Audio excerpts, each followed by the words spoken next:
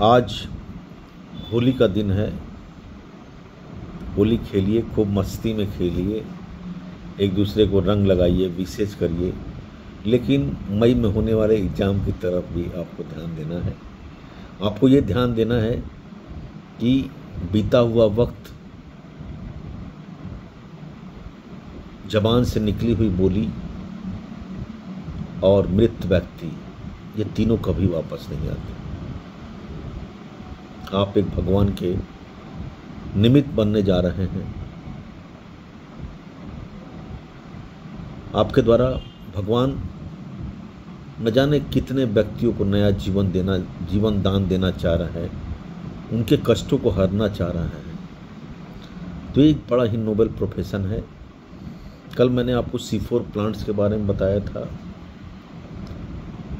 Photosynthesis के बारे में कई बच्चों ने कहा कि सर इसे बहुत अच्छे से पढ़ा दीजिए। C4 प्लांट का लेक्चर मेरा देखिएगा। फिर मैंने आपको क्लोरोप्लास्ट के बारे में बहुत ही अच्छे से पढ़ाया। मैंने पिगमेंट्स के बारे में पढ़ाया आपको। तो पहले आप धीरे धीरे जो मैं 3-4 टॉपिक दे रहा हूँ उनको कंप्लीट करिए। बीच बीच में नहीं होता है, जैसे आज छुट्टी का दिन है, चलो छोटा चैप्टर निपटा देते हैं।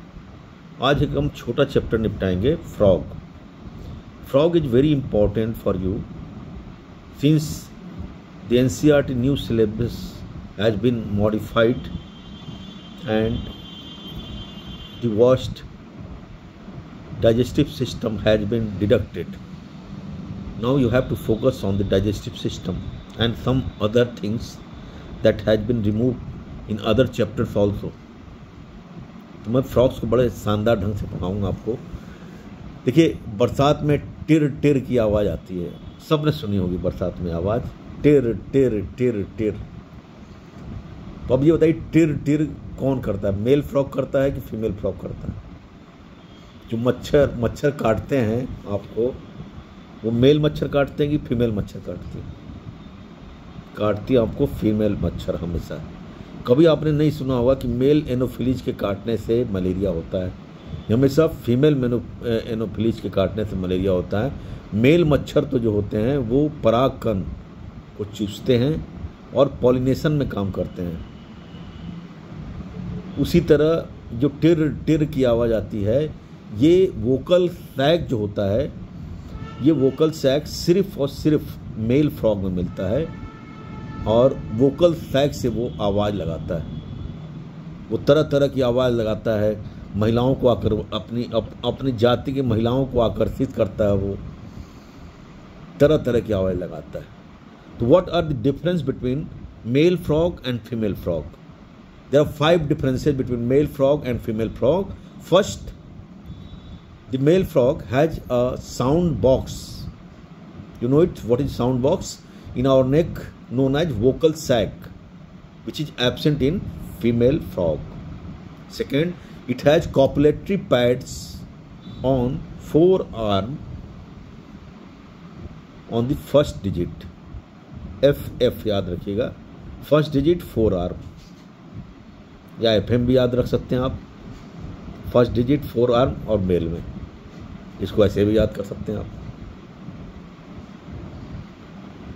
Third, there are some basic difference in male reproductive system, like testes, vasa efferentia, a pair of testes, a yellowish color pair of testes in male. I am talking about in male. Obviously, testes is found in the male. A pair of yellow color testes, which is get adhered to the kidney, upper portion of the kidney, by a fold of peritoneum known as mesoarchium. Archium मतलब testes होता है, और meso peritoneum use करते हैं हम सब peritoneum के संदर्भ में। तो mesoarchium के द्वारा ये आपको अटैच होता है upper pole of the kidney पे। तो जबकि फीमेल जो ओवरीज होती हैं, they are not attach to the, they have no functional relationship with the kidney. अब मेल में क्या अंतर होता है? मेल में टेस्टिस से स्पर्म निकला, स्पर्म उसके बाद वासा एफ्रेंसिया में गया, फिर वो किडनी के अंदर जाता है। आप समझिए, किडनी के बाद वो बीडर्स कैनाल में जाता है, बीडर कैनाल से वो फिर यूरोजेनाइटल डक्ट में जाता है और फिर वो क्लोएका में जाता है। मतलब उसको स्पर्म को बाहर निकलने के लिए 6 रास्तों से गुजरना पड़ता है। पहला तो टेस्टिस में निकला, वो टेस्टिस से वासा एफ्रेंसिया में गया, वासा एफ्रेंसिया से किडनी में गया, किडनी से वो बीडर्स कैनाल में गया, बीडर्स कैनाल से वो यूरोजेनाइटल डक्ट में गया और यूरोजेनाइटल डक्ट से वो क्लोएका में चला गया। क्लोएका क्या होती है? क्लोएका एक मीडियन होती है, it is a median opening, मतलब बीच में एक ओपनिंग होती है जिसमें 3 ऑर्गन जुड़ते हैं, 3 ऑर्गन खुलते हैं एक साथ, urinary system, reproductive system and genital, reproductive system and excretory system, excretory system, reproductive system and digestive system. मतलब किडनी भी इसी में खुलती है, रेक्टम भी इसी में खुलता है और जो मेल में यूरोजेनाइटल डक्ट भी इसी में खुलता है। बीडर्स कैनाल जो होती हैं वो सिर्फ और सिर्फ मेल में होती हैं, बीडर्स कैनाल फीमेल में नहीं होती। फीमेल में ये क्वेश्चन आया हुआ है नीट का, बहुत इंपॉर्टेंट क्वेश्चन है, 2 बार रिपीट हुआ है कि what is the pathway of sperm after discharge in the testes. तो टेस्टिज में, फ्रॉग में स्पर्म के डिस्चार्ज के बाद जो स्पर्म 6 रास्तों से होकर गुजरता है। पहला टेस्टिज में it is generated in the testes, then there are 15 to 20, there are 10 to 12 number of vasa efferentia, 10 से 12 नंबर में वासा एफ्रेंसिया होती हैं। फिर वो किडनी के अंदर जाता है, किडनी से वो बीडर्स कैनाल में जाता है। बीडर्स कैनाल और कहीं नहीं मिलती, आपको एनसीईआरटी में पढ़िएगा, बीडर्स कैनाल सिर्फ और सिर्फ फ्रॉग में मिलती है। बीडर्स कैनाल के बाद यूरोजेनाइटल डक्ट में जाता है, फिर वो क्लोएका में जाता है और फिर वो इसकी एक्सटर्नल ओपनिंग होती है। जबकि मादा फीमेल में, फीमेल फ्रॉग में डायरेक्ट जो ओवरी होती है इसका किडनी से कोई संपर्क नहीं होता। मैं आपको डायग्राम शेयर करूंगा, वो डायग्राम देखिएगा आखिरी में आप। किडनी से इसका कोई संपर्क नहीं होता, ये पेयर ऑफ ओविडक्ट होता है जो डायरेक्टली जाके क्लोएका में खुलता है और बाहर निकल जाता है। मतलब ओवा को बाहर आने के लिए 3 जगह रूट बदलना पड़ा। मतलब ओविडक्ट में ओवा निकला, ओवरी में ओवा निकला, ओविडक्ट में गया, क्लोएका में गया, उसके बाद वो बाहर आया। जबकि मेल में क्या हो रहा है? मेल में टेस्टिज में स्पर्म निकल रहा है, then it came to 10 to 12 in number vasa efferentia, vasa efferentia में आ रहा है। फिर वो क्या हो रहा है? किडनी में जा रहा है, फिर वो बीडर्स कैनाल में आ रहा है, then urogenital duct and then cloaca, then come to the external surface. बहुत इंटरेस्टिंग चीज़ है ये, 5 चीज़ आपको एकदम याद कर जाना है, एकदम रोज दोहराना है आपको। C4 प्लांट रोज दोहराना है आपको, क्लोरोप्लास्ट डेली दोहराना है आपको, पिगमेंट्स आपको डेली दोहराना है। अब फ्रॉग में ऐसी क्या चीज़ें हैं जो नहीं होती? जैसे मैंने आपको फोटोसिंथेसिस में बताया था C4 प्लांट में 4 चीज़ें नहीं होती, उसी तरह फ्रॉग में क्या चीज़ें नहीं होती? फ्रॉग में नेक नहीं होता, फ्रॉग में टेल नहीं होती, फ्रॉग में एक्सटर्नल ईयर नहीं होता, इंटरनल ईयर और टिम्पैनम होता है बस। ये होता है हमारा external ear. Basically human ear is consist of 3 part, external ear, middle ear and internal ear.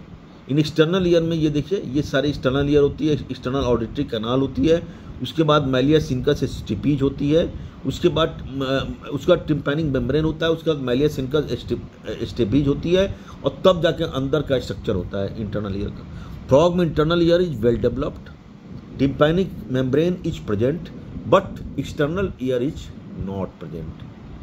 तो तीसरी चीज क्या चीज? एक तो गर्दन नहीं होती फ्रॉग में, गर्दन पूंछ नहीं होती, और तीसरा एक्सटर्नल ईयर नहीं होता।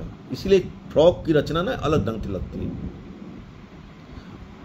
फ्रॉग में बॉडी टेम्परेचर के अनुसार फ्रॉग अपने आप को, अपने शरीर के टेम्परेचर को मेंटेन नहीं कर पाते। You know it, they are cold blooded animal.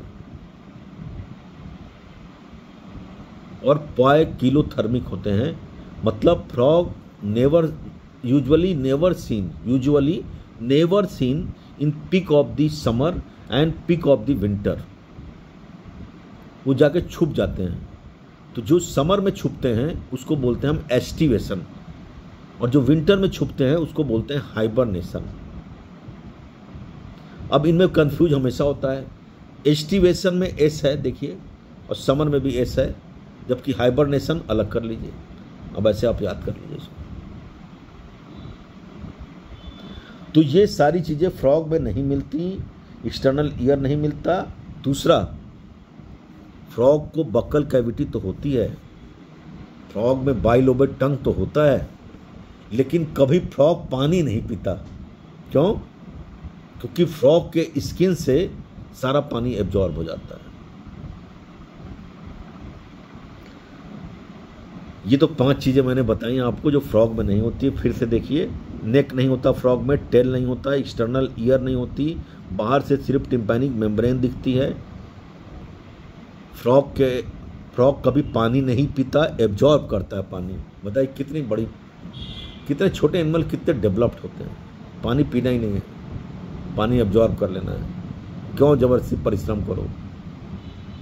Buccal cavity भी है, इंटेस्टीन भी है, बाइलोबेड टंग भी है।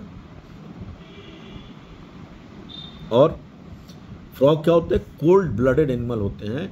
ये टेम्परेचर को regulate, they can't regulate their temperature, therefore they are called cold blooded और पॉइकिलोथर्मिक। और ये जाके छुप जाते हैं पीक ऑफ द समर और पीक ऑफ द विंटर में, और हाइबरनेशन और एस्टिवेशन का पीरियड गुजारते हैं। अब आइए, फ्रॉग में क्या पर्टिकुलर चीजें आपको याद रखनी है। अभी तक तो आपने सुना होगा कि गिरगिट रंग बदलती है। होली का त्योहार है, रंग बदलने वालों पे भी हमने रंग लगाया।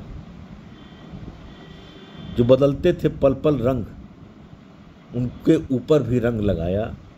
अभी तक तो सुना था गिरगिट ही रंग बदलती है, लेकिन मानव का स्वभाव भी रंगों से कम नहीं होता, वो भी हर वक्त बदलता है। तो फ्रॉग भी रंग बदलता है। क्यों बदलता है? क्योंकि फ्रॉग के दुश्मन बहुत होते हैं। फ्रॉग को लोग खाना बहुत पसंद करते हैं। The worst animal on the universe is Homo sapiens sapiens। जो मांसाहारी होते हैं, जो विदेशी होते हैं, फ्रॉग बहुत खाते हैं। स्नैक्स को भी फ्रॉग बहुत पसंद है। फ्रॉग अपने आप में कार्निवोरस होता है, जान के आपको आश्चर्य होगा। और एक चीज और बता दूं, जो कार्निवोरस मांसाहारी एनिमल होते हैं, उनमें इंटेस्टीन छोटी होती है। Length of the intestine is small. तो समझिए, मांसाहारियों का खाना इसका मतलब जल्दी पचता है। क्या विडंबना है। अभी तक हम लोग ये सोचते होंगे जो हर्बीवोरस एनिमल हैं, जैसे हम लोग मीट उट नहीं खाते, तो हम लोग में खाना लेट से पचता है, जल्दी पचता होगा। ऐसा नहीं है। आंतें फ्रॉग की छोटी होती है, वो कार्निवोरस होता है। फ्रॉग की, इसीलिए फ्रॉग में अपने शत्रुओं से बचने के लिए फ्रॉग क्या करता है कि अपना कलर चेंज कर लेता है। जब घास के बीच में रहता है तो हरे रंग का रहता है, और जो ड्राई सरफेस पे होता है तो अलग रंग का होता है। इसको बोलते हैं प्रोटेक्शन कलरेशन, इसको बोलते हैं मिमिक्री। याद रखिएगा, ये चैप्टर बहुत इंपॉर्टेंट हो गया है, क्योंकि कुछ चैप्टर्स को हटा दिया गया है एनसीईआरटी के सिलेबस। इसे मिमिक्री बोलते हैं। Protection coloration is known as mimicry, और इस प्रक्रिया को बोलते हैं कैमोफ्लेज। कैमोफ्लेज आपने सुना होगा, जब पॉलिनेशन में जब हम पढ़ाएंगे आपको आखिरी चैप्टर 12th का, तो कैमोफ्लेज बताएंगे। तो इस जब पॉल्यूशन बढ़ा तो कैसे वाइट जो बटरफ्लाई थी कैसे मौत था, वो सारे एक्सपेरिमेंट मैं बताऊंगा आपको। अभी कैमोफ्लेज मतलब गिरगिट भी रंग बदलता है, मानव का स्वभाव भी रंग बदलता है, भले रंगों का त्यौहार जो भी हो। और फ्रॉग भी रंग बदलता है। फ्रॉग रंग इसलिए बदलता है दुश्मनों को दुश्मनों से बचने के लिए। घास में अलग कलर होता है, ड्राई सरफेस पे अलग कलर होता है। अब कुछ पर्टिकुलर पॉइंट पढ़ा के मैं विस्तृत रूप से आपसे पढ़ाऊंगा। फ्रॉग चैप्टर आपको याद करना है। कुछ इंटरेस्टिंग चीज़ें बताऊंगा मैं आपको। मैंने कैमोफ्लेज बताया, एस्टिवेशन बताया, हाइबरनेशन बताया। एक निक्टेटिंग मेम्ब्रेन होती है फ्रॉग के आँख में, एकदम आँख बड़ी बड़ी होती है। ये निक्टेटिंग मेम्ब्रेन क्या करती है, प्रोटेक्ट करती है आँख को। दूसरा, आपका डाइजेशन का चैप्टर बहुत इंपॉर्टेंट हो गया है, क्योंकि डाइजेशन का चैप्टर हटा दिया गया है। तो फ्रॉग के चैप्टर में डाइजेशन में बहुत थोड़ा ही दिया हुआ है। उसने काइम के बारे में दिया हुआ है, बाइल जूस इमल्सिफिकेशन दिया हुआ है, पैंक्रेटिक जूस क्या डाइजेस्ट करती है वो दिया हुआ है, छोटा ही सा है। उसे लाइन बाय लाइन आपको याद करना है। तीसरा, रेस्पिरेशन भी फ्रॉग का देखिए एकदम डिफरेंट है। छोटा एनिमल है और फ्रॉग का respiration it is completely different thing. कैसे देखिए, फ्रॉग क्या होता है, एम्फीबियंस, ब्रायोफाइट को भी एम्फीबियंस बोलते हैं। क्यों? क्योंकि उसको फर्टिलाइजेशन के लिए पानी में जाना पड़ता है। इसी तरह ये एम्फीबियंस भी पानी में भी रहते हैं और लैंड पे भी रहते हैं। मतलब स्विमिंग भी कर सकते हैं, चल भी सकते हैं। तो इनके पास करीब इनके पास स्किन होती है जो रेस्पिरेशन का काम करती है, बक्कल कैविटी होती है जो रेस्पिरेशन का काम करती है, और लंग्स होता है जो आपको रेस्पिरेशन का काम करता है। रेस्पिरेशन बहुत इंटरेस्टिंग है, फ्रॉग का समझने की बात है। जाहिर सी बात है, जब पानी में फ्रॉग तैरेगा तो जो पानी में डिजॉल्व ऑक्सीजन होती है वो एब्जॉर्ब हो जाती है स्किन के थ्रू, और इस रेस्पिरेशन को हम क्यूटेनियस रेस्पिरेशन कहते हैं।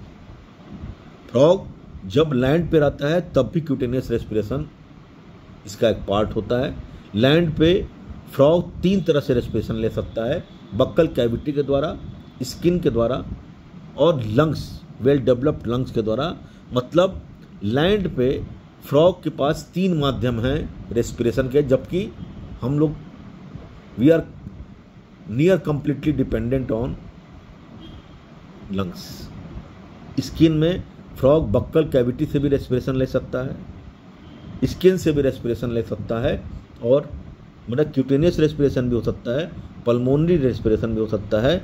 और सबसे अच्छी बात है, जब हाइबरनेशन और एस्टिवेशन में फ्रॉग होता है तब क्या होता है, जब हाइबरनेशन और एस्टिवेशन में होता है तो वो सिर्फ और सिर्फ क्यूटेनियस रेस्पिरेशन लेता है। मतलब क्यूटेनियस ABC, जो इंडियन इंग्लिश वोकैबुलरी का तीसरा शब्द है क्यूटेनियस तीसरा तीसरा शब्द है, और C तीनों जगह प्रेजेंट है। मतलब वाटर में रेस्पिरेशन होगा तब भी क्यूटेनियस रेस्पिरेशन होगा, लैंड के ऊपर भी क्यूटेनियस रेस्पिरेशन हो सकता है पल्मोनरी और बक्कल रेस्पिरेशन के अलावा, और हाइबरनेशन और एस्टिवेशन में भी क्यूटेनियस रेस्पिरेशन होगा। और फ्रॉग की जो RBC होती हैं वो न्यूक्लिएटेड RBC होती हैं, याद रखिए। फ्रॉग में 10 pairs of the cranial nerves होते हैं, जबकि हम लोगों में 12 पेयर्स ऑफ क्रेनियल नर्व्स होते हैं। और आपको डिटेल में फ्रॉग का पूरा चैप्टर पढ़ना है।